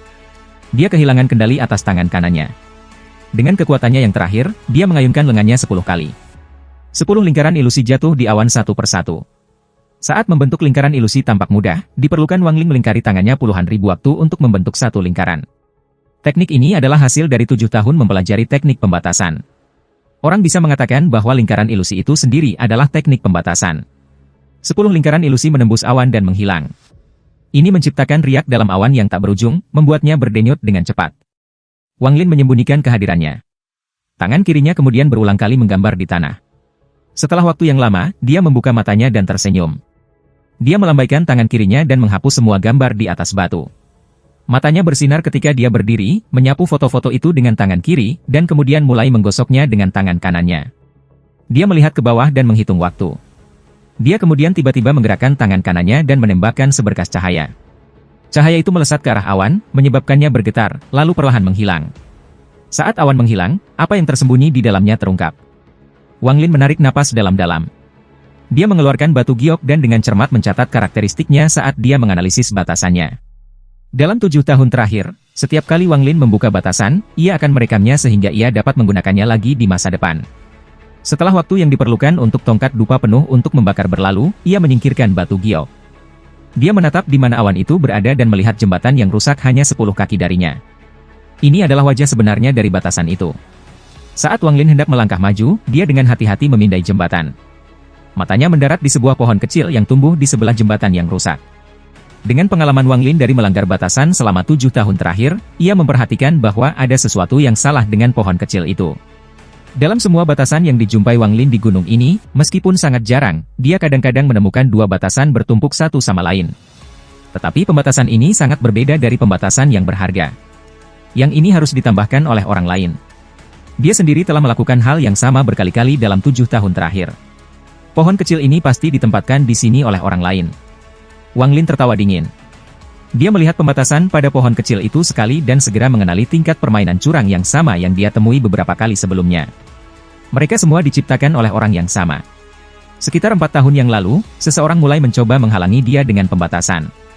Setelah memecahkannya satu persatu, ia memiliki pemahaman yang baik tentang pembatasan mereka. Pembatasan di gunung biasanya tidak diaktifkan kecuali ia menyentuh mereka. Namun, batasan yang ditetapkan oleh orang ini sangat berbeda. Saat dia memasuki jangkauan mereka, mereka segera menyerangnya. Jika serangannya berakhir sia-sia, itu akan menghancurkan diri sendiri dan mengaktifkan semua pembatasan di dekatnya, menjebak orang itu di penjara pembatasan. Wang Lin menyipitkan matanya saat dia menatap pohon kecil. Dia mengirim 3 lingkaran ilusi. Mereka mendarat di atas pohon kecil. Pohon kecil itu bergetar sedikit dan dedaunan mulai rontok. Batang pohon dengan cepat berubah gelap. Setelah beberapa waktu, akhirnya mulai menekuk. Lingkaran ilusi Wang Lin mengandung banyak batasan. Peran utamanya adalah untuk melanggar batasan. Dengan demikian, pembatasan pada pohon kecil itu pecah, lapis demi lapis. Cahaya dingin melintas di mata Wang Lin. Dia dengan cepat mengambil pedang hitam dari tasnya untuk dipegang dan mengirimkannya ke pohon. Pada saat yang sama, batang pohon yang bengkok terbang ke Wang Lin. Pedang hitam tiba-tiba melintas, menyapu melewati batang pohon dan mengirisnya menjadi 2. Ketika batang pohon jatuh ke tanah, pohon itu melengkung ke atas dan secara bertahap menampakkan dirinya sebagai kelabang coklat. Kelabang itu berputar beberapa kali sebelum berubah menjadi awan asap hitam. Asap hitam ini memunculkan perasaan mati yang akan menyebabkan orang panik, namun, itu menghilang secepat muncul. Wang Lin berpikir dengan tatapan bermartabat di matanya. Ini adalah pertama kalinya dia melihat pembatasan yang menggunakan binatang buas di mana tubuh makhluk buas itu menciptakan asap hitam yang akan menyebabkan kepanikan. Dia merasa sangat akrab dengan metode ini. Dia bisa mengatakan bahwa pembatasan ini dan beberapa lainnya sebelum ini dibuat oleh orang yang sama. Sangat jelas bahwa orang itu jarang menggunakan pembatasan semacam ini. Itu tidak jauh lebih kuat daripada yang lain, tapi itu jauh lebih cerdik. Jika seseorang berjalan dengan sembarangan, akan sulit untuk menghindari kematian. 6 iblis-iblis yang menginginkan. Wang Lin berbisik. Dia tahu mengapa ini terasa sangat akrab baginya. Saat itu, dalam kekosongan, 6 desire iblis Lord ingin menggunakannya untuk menguji teknik anehnya. Wang Lin ingat ini di dalam hatinya. Pertama kali Six Desire Devil Lord menargetkannya, ia memutuskan untuk menyisihkan Wang Lin setelah interaksi cepat. Dia menggunakan pemuda yang dibawanya bersamanya. Dia menggunakan tubuh pemuda itu sebagai bahan khusus untuk mengucapkan mantra. Kali ini persis sama, hanya korbannya yang kelabang. Pada saat itu, di atas batu setinggi 5.000 kaki dari puncak gunung, Six Desire Devil Lord tiba-tiba berbalik dan menatap gunung. Mata pemuda yang berdiri di sampingnya tidak lagi kosong, tetapi dipenuhi dengan warna yang dalam dan kusam. Siapa yang terus melanggar batasan aku dalam 5 tahun terakhir? Dia bahkan melanggar batasan yang aku tetapkan untuk membunuhnya di awan. Mungkinkah itu tuduhanmu? Tidak, itu pasti kaisar kuno. Kantung tulang tua itu pasti sedang mempelajari pembatasan selama 1000 tahun terakhir. Orang ini akan menjadi musuh terbesarku dalam ujian ketiga. 6 keinginan iblis Lord berbisik pada dirinya sendiri. Sedikit fanatisme muncul di matanya. Di puncak gunung 5.000 kaki jauhnya, ada pusaran air raksasa. Itu adalah pintu masuk ke persidangan ketiga. Dalam 7 tahun terakhir, perjalanan Six Desire Devil Lord dimulai dengan lancar, tetapi ketika ia semakin dekat ke puncak, kekuatan dan kompleksitas pembatasan tumbuh. Ada beberapa batasan yang sangat menakjubkan. Itu adalah salah satu dari batasan itu yang menjebak 6 Desire Devil Lord selama 5 tahun. Dia berbalik dan dengan cepat bergerak maju. Pada saat yang sama, seseorang keluar dari pusaran air di kaki gunung. Orang ini memegang kumis dan mengenakan kerudung yang menutupi wajahnya dengan aura lembut seperti peri. Dia berjalan dengan percaya diri. Itu adalah kaisar kuno. Meskipun dia tampak tenang, dia mengerutkan alisnya. Pada uji coba pertama, ia menjalani uji coba kebakaran. Butuh 7 tahun baginya untuk menyelesaikannya. Ada banyak monster dalam uji coba kebakaran. Dia membunuh banyak dari mereka. Meskipun akan mungkin untuk pecah lebih cepat jika dia menggunakan semua kekuatannya, Kaisar kuno adalah orang yang sangat sabar. Dia lebih suka membuang waktu untuk bertarung daripada mengambil risiko. Jumlah kesabaran yang dia miliki adalah apa yang sangat berbeda dengannya dari Hunchback-man. Kaisar kuno siap untuk melewati persidangan kali ini. Meskipun ia berlari ke dalam uji coba kebakaran, kelemahan alaminya, ia tetap kuat dan keluar satu langkah pada satu waktu. Meskipun ini membutuhkan banyak waktu, hartanya tidak habis, jadi ketika dia mencoba untuk melewati cobaan masa depan, dia masih akan memilikinya. Namun, di jalan di depan, tidak ada yang bisa menghentikannya. Meskipun ada banyak batasan ilusi, tidak satupun dari mereka yang dapat mempengaruhi dirinya. Setelah memasuki percobaan kedua, Kaisar kuno menghela nafas dalam-dalam. Matanya tertuju pada puncak gunung ketika dia mengungkapkan senyum dingin. Selama 1000 tahun terakhir, dia telah bersiap untuk hari ini. Jika kamu ingin memasuki percobaan ketiga, kamu harus belajar tentang pembatasan. Ini adalah sesuatu yang dia pelajari dengan hati. Jika bukan karena kecepatannya yang luar biasa yang memungkinkannya menyeberangi terowongan dalam 3 tarikan napas bertahun-tahun yang lalu, bahkan jika ia telah membunuh semua orang yang ada di sana hari itu, ia masih akan mati. Dia tidak seperti Six Desire Devil Lord, Duanmu, atau Hunchback-man. Lebih dari 1000 tahun yang lalu, dia sudah berada di tahap pertengahan formasi jiwa dan merupakan pemimpin ekspedisi terakhir. Saat itu, 6 Desire Devil Lord dan yang lainnya hanyalah junior di matanya. Jika bukan karena cedera serius setelah melarikan diri, bagaimana mungkin ketiganya masih hidup hari ini? Selama 1000 tahun terakhir dia telah pulih di Laut Setan dan mulai mengembangkan pengetahuannya tentang pembatasan sehingga bahwa dia bisa mencoba memasuki persidangan lagi. Dalam 1000 tahun itu, ia dapat memulihkan semua kultivasinya, tetapi ia tidak dapat memajukannya. Setelah analisis yang cermat, ia percaya bahwa luka-luka dari tahun-tahun yang lalu telah merusak fondasinya. Kecuali jika dia menggunakan harta surgawi, kultivasinya akan terhenti selamanya. Sebagai hasilnya, ia menjadi lebih bersemangat lagi memikirkan memasuki kembali tanah dewa kuno. Hanya di sini dia akan menemukan harta karun yang tidak hanya bisa membuatnya pulih, tetapi juga membantunya maju ke tahap transformasi jiwa, memungkinkannya untuk menjadi ahli transformasi jiwa. Ini akan membuat semua kesulitan yang dia derita lebih dari sepadan. Untuk itu, dia berhenti berkultivasi dan hanya fokus pada penelitian pembatasan. Dia bahkan pergi ke banyak sekte yang terkenal dengan teknik pembatasan mereka untuk belajar. Setelah 1000 tahun belajar, dia merasa sangat percaya diri dengan kemampuannya. Dia bahkan membawa beberapa kejutan luar biasa bersamanya. Dia menyentuh tasnya yang dipegang dan melebarkan senyumnya. Dengan paksa bertahun-tahun yang lalu. Setelah meliriknya sekali, dia melangkah maju. Dia melihat bahwa tidak ada alasan untuk membuang waktu menyelesaikan pembatasan ini, jauh lebih baik menghancurkannya dengan paksa. Lagi pula, ini persis seperti yang dia lewati bertahun-tahun yang lalu. Dia ingat bahwa saat dia masuk, gulma berubah menjadi bilah. Segalanya berubah seperti yang dia harapkan. Gulma di sekitarnya terbang, seperti yang dia harapkan, dan itu terbang melalui kabut merah yang tiba-tiba muncul. Itu kemudian kembali dan menjadi hujan pedang. Kaisar kuno bertindak seperti tidak ada yang terjadi dan mendesak ke depan. Saat pedang mendekati tubuhnya, mereka menjadi tertutup es dan langsung meledak. Suara letusan terus-menerus tidak memperlambat Kaisar kuno sedikitpun. Dia dengan mudah mencapai tepi formasi. Dia ingat bahwa disinilah seharusnya muncul lampu merah. Benar saja, seperti yang dia pikirkan, pilar cahaya merah muncul di sekitarnya. Kaisar kuno mengeluarkan nyanyian singkat. Tangan kanannya mengepalkan dan menabrak salah satu lampu merah. Lampu segera tersebar dan menghilang. Satu demi satu, dia menekan lampu merah. Dalam waktu kurang dari 2 jam, semua lampu merah hilang. Dia dengan mudah menerobos batasan ini. Kaisar kuno melangkah maju. Dia mengincar pembatasan kedua beberapa meter darinya. Setelah bergerak 100 kaki, wajahnya tiba-tiba berubah. Saat dia berjalan keluar dari batasan, kabut hitam muncul di sekelilingnya. Ini jelas sangat berbeda dari lampu merah dan suara binatang buas yang bisa didengar dari dalam. Tak lama setelah itu, pedang hitam dan lampu merah yang tak terhitung jumlahnya muncul. Mereka semua terbang ke arahnya. Kecepatan mereka terlalu cepat, pada saat dia mendengar mereka, mereka sudah menangkapnya. Wajah Kaisar kuno tiba-tiba menjadi gelap. Dia mengeluarkan raungan, dan energi spiritual yang keluar bersama raungan itu segera berubah menjadi dinding es tebal yang mengelilinginya. Sebagian besar serangan menghantam dinding es. Dia kemudian segera mundur beberapa langkah. Dia mengepalkan tangan kanan ini dan meninju ke arah dinding es. Es segera pecah menjadi jutaan keping. Tangan kirinya terus menembakkan energi spiritual yang melekat pada pecahan es satu persatu. Es dengan cepat meleleh dan menjadi klon Kaisar kuno. Mereka semua mengirim banyak teknik. Pembatasan meraung setelah menerima serangan yang kuat. Itu benar-benar runtuh. Ketika kabut hitam menghilang, Kaisar kuno berjalan keluar dengan wajah muram. Kulitnya menjadi gelap saat dia melepaskan niat membunuh yang kuat. Six Desire Devil Lord, pembatasan ini pasti sudah kamu tentukan. Pembatasan kejutan yang tiba-tiba muncul membuatnya tidak tahu harus berbuat apa untuk sesaat. Jika seseorang yang tidak sekuat dia dalam situasi itu, bahkan jika mereka tidak mati, mereka akan ditinggalkan dalam keadaan menyesal. Alasan dia begitu yakin itu adalah 6 Iblis Lord adalah karena Duanmu tidak memiliki temperamen untuk mempelajari teknik pembatasan. Namun, ini tidak mengecualikan bocah itu Wang Lin.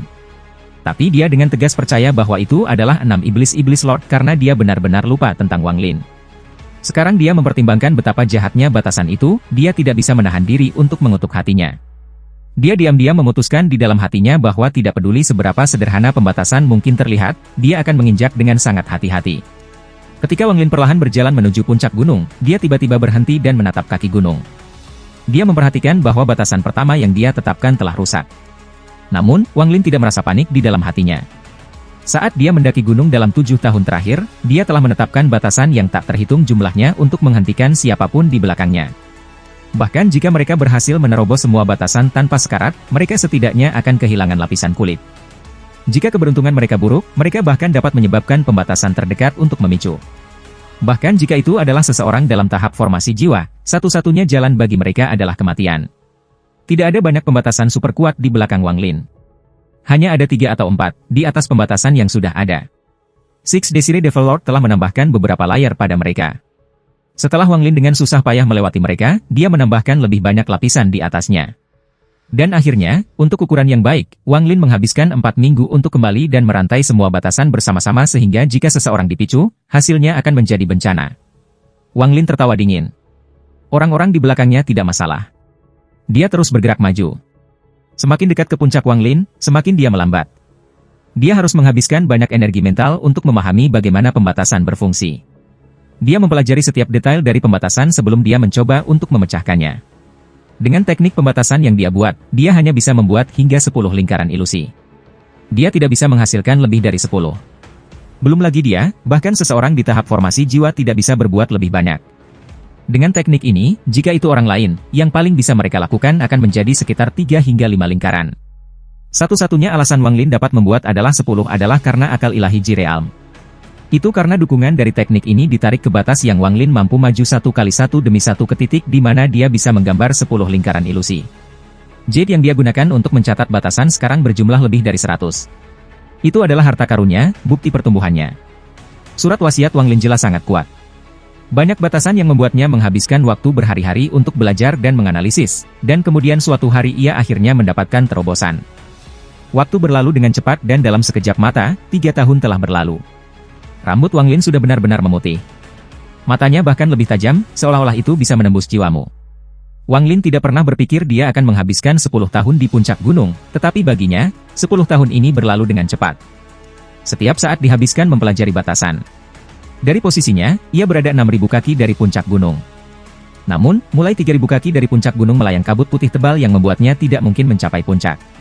Setelah 3 tahun, Wang Lin tidak memiliki banyak cairan roh yang tersisa. Dia harus sangat berhati-hati dengan cara dia menghabiskan energi spiritualnya, memastikan untuk menghemat sebanyak mungkin.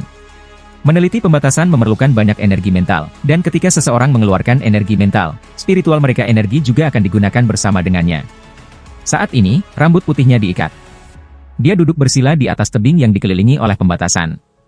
Pembatasan ini semuanya telah dihancurkan oleh lingkaran ilusi yang diciptakan oleh tangan kanan ini. Ketika Wang Lin mendekati puncak, dia menjadi lebih gugup, bertanya-tanya apakah orang di depannya sudah melewati persidangan kedua. Jika orang itu tidak lulus, maka dia harus menunggunya di sana. Pembatasan di mana Wang Lin begitu kuat sehingga jika dia secara acak memilih satu, bahkan seseorang di tahap formasi jiwa akan berjuang untuk bertahan hidup. Akibatnya, Wang Lin tidak bisa terganggu sama sekali. Fokus penuhnya harus didedikasikan untuk menganalisis pembatasan. Mengenai orang di belakang Wang Lin, dia jelas merasakan kemajuannya dalam 3 tahun terakhir. Sejak awal, dia akan merasakan batasan yang dilanggar setiap beberapa minggu. Sekarang akan butuh berbulan-bulan sebelum dia merasakan satu patah. Alasan mengapa dia semakin lambat dan lambat bukan hanya karena peningkatan kekuatan dari pembatasan alami, itu juga karena pertumbuhan Wang Lin sendiri. Pembatasan yang dia buat sekarang seperti langit dan bumi dibandingkan dengan 10 tahun yang lalu. Wang Lin perlahan menghembuskan napas. Pandangannya bergeser ke depan. Sama seperti bagaimana dia bisa mendeteksi kecepatan orang di belakangnya, orang di depan juga tahu kecepatan kemajuan Wang Lin. Mungkin akan ada beberapa bahaya tersembunyi yang menunggu lebih jauh. Wang Lin tersenyum dingin. Dia melambaikan tangannya dan menempatkan beberapa batasan. Dia sudah duduk di sini selama hampir setahun. Dia harus memperhatikan tidak hanya apa yang ada di atasnya, tetapi juga apa yang ada di bawahnya. Dia memberikan batasan yang tak terhitung jumlahnya di sekitar tempat ini. Wang Lin tidak terburu-buru. Dia tidak punya niat untuk berlari jauh ke perangkap musuh. Seharusnya tidak ada kesalahan tunggal pada titik ini. Wang Lin sedang menunggu orang di belakangnya untuk mengejar ketinggalan untuk membiarkannya lewat terlebih dahulu. Orang di belakangnya pasti ada di setidaknya pada tahap formasi jiwa. Inilah alasan Wang Lin berhenti selama setahun. Dia telah meletakkan batasan yang tak terhitung jumlahnya untuk tidak menyerang, tetapi untuk menyembunyikan kehadirannya. Setelah setahun menetapkan batasan, Wang Lin merasa yakin bahwa selama dia tidak bergerak, yang lain akan memiliki waktu yang sangat sulit memperhatikan kehadirannya. Beberapa hari kemudian, Wang Lin merasakan pembatasan di dekatnya sedang dipatahkan. Bibirnya melengkung menjadi seringai dingin ketika dia balas menatap, mata bersinar.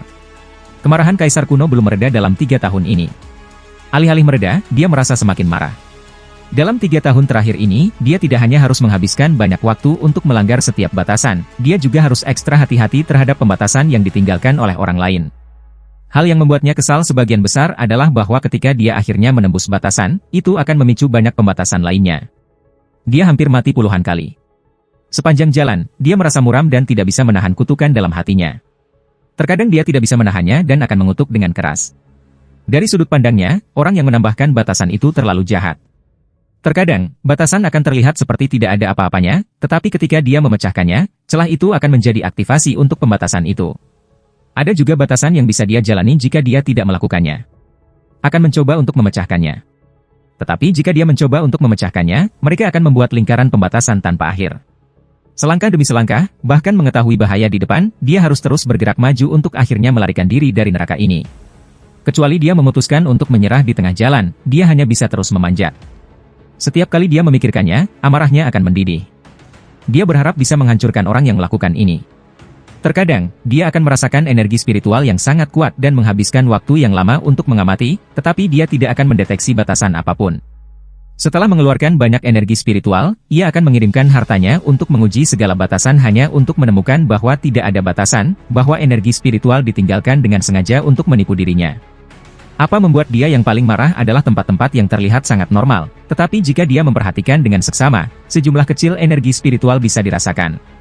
Ini tidak mungkin dideteksi kecuali dia memberi mereka perhatian penuh. Tapi kemudian dia akan menghabiskan lebih banyak energi spiritual untuk memeriksa daerah itu hanya untuk tiba-tiba menyadari ini juga pembatasan palsu. Dalam 3 tahun terakhir, Kaisar Kuno harus berurusan dengan pembatasan nyata dan palsu terus-menerus. Dia kadang-kadang secara tidak sengaja akan memicu pembatasan nyata, menyebabkan reaksi berantai. Pada percobaan pertama, dia telah menghabiskan lebih banyak waktu untuk menyelamatkan harta sihirnya, tetapi sekarang lebih dari setengahnya telah habis. Mereka semua terbiasa membela diri ketika batasan dipicu. Hatinya sakit dan dia penuh penyesalan. Kalau saja dia menggunakan harta itu untuk melewati cobaan pertama lebih cepat. Jika dia berjalan di depan pria itu, jalannya akan jauh lebih mulus. 2 tahun yang lalu ketika dia melihat 3 jenis pembatasan, dia menyadari bahwa 6 Desire Devil Lord hanyalah salah satu orang yang bertanggung jawab untuk ini. Dia menyadari bahwa ada 2 master pembatasan di depannya. Awalnya dia paling lelah dengan Six Desire Devil Lord, tapi sekarang mahkota itu jatuh ke tangan pria misterius itu. Mengatasi batasan orang ini akan membuat hati seseorang ketakutan. Pada awalnya, meskipun pembatasan orang ini sangat cerdas dan terperinci, mereka tidak membutuhkan banyak kekuatan. Namun, ketika dia berkembang, keterampilan pria misterius itu meningkat pesat. Pembatasan itu tidak hanya cerdas tetapi juga membingungkan. Pada awalnya, Kaisar Kuno akan dengan mudah memecahkan batasan, tetapi seiring berlalunya waktu, semakin banyak darinya untuk bekerja menembus batasan. Kehadiran orang misterius menjadi lebih penting di dalam hatinya. Dia merasa bahwa setidaknya dalam hal pengetahuan tentang pembatasan, orang itu adalah saingannya. Dia merasa bahwa meskipun orang itu tidak dapat menandingi pengalamannya selama ribuan tahun, kepintaran dari pembatasan membuatnya tidak berkata apa-apa. Yang paling mengejutkannya adalah bahwa orang yang misterius itu tampak seperti dia baru mulai belajar teknik pembatasan. Sangat sulit dipercaya, tetapi dia yakin akan hal ini. Bagian terpenting adalah bahwa tata letak pembatasan pada awalnya berantakan dan besar, tetapi sekarang mereka sangat sulit ditemukan dan disempurnakan menjadi 2 karakteristik khusus. Kecepatan serangan yang sangat cepat, metode serangan, kondisi pemicu, dan waktu membuatnya sulit untuk merespons dalam waktu. Dalam hatinya, ia sangat memikirkan orang ini, dan sekarang bahkan lebih tinggi. Dia akhirnya berhasil menembus batasan yang membutuhkan banyak upaya. Dia berjalan keluar dengan wajah suram. Dia menatap ke atas. Dia masih 77.000 kaki dari atas. Jika seperti sebelumnya, dia bisa dengan mudah sampai di sana dalam sekejap mata. Lupakan berlari di sana, bahkan jika dia bisa terbang, dia masih akan dipaksa untuk bergerak dengan sangat hati-hati. Dia ingat dengan jelas 1000 tahun yang lalu ketika ada seorang kultivator formasi jiwa yang menampilkan harta karun sihirnya yang unik dengan kemampuan untuk memindahkannya ke sekitar gunung. Ketika dia tiba-tiba menghilang, petir ungu datang menabrak dan menyela tekniknya. Harta sihir digunakan seperti mainan, tetapi tiba-tiba disambar petir bersama dengan seluruh tubuh pengguna sampai tidak ada jejak tersisa. Adegan ini membuat semua orang diam. Terbang di udara berarti menarik kilat ungu, jadi semua orang memilih untuk melakukan perjalanan melalui tanah daripada mencoba terbang. Kaisar baru melanjutkan selama sebulan. Jarak antara dia dan Wang Ling semakin kecil. Ini adalah pertama kalinya Wang Lin menemui ahli formasi jiwa menerobos batasan. Hari ini, Kaisar kuno berdiri hanya 10 kaki jauhnya dari Wang Lin. Tatapannya tiba-tiba bergeser ke tempat Wang Lin duduk. Matanya memancarkan cahaya aneh.